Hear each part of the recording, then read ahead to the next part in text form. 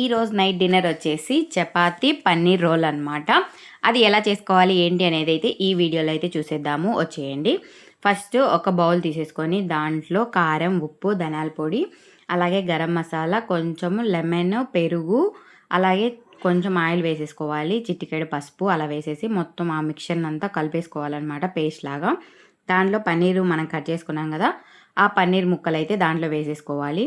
అవి వేసి పక్కన పెట్టేసుకొని ఈలోపు మనము క్యాప్సికము, ఆనియన్స్, టమోటాలు కట్ చేసుకోవాలి.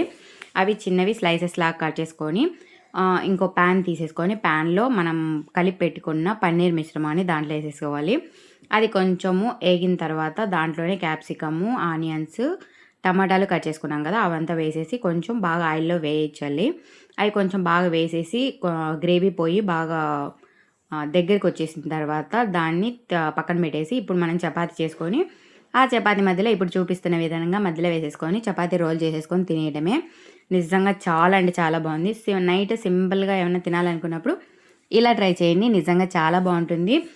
ఇలాంటి వీడియోస్ ఇంకా కావాలనుకుంటే మన ఛానల్ మాత్రం సబ్స్క్రైబ్ చేసుకోండి.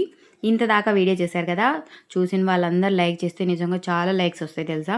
మీరు ఎవరు చూస్తున్నారు కానీ లైక్ చేయట్లేదు, చూసిన వాళ్ళు లైక్ చేయండి. ఓకేనా, బాయ్.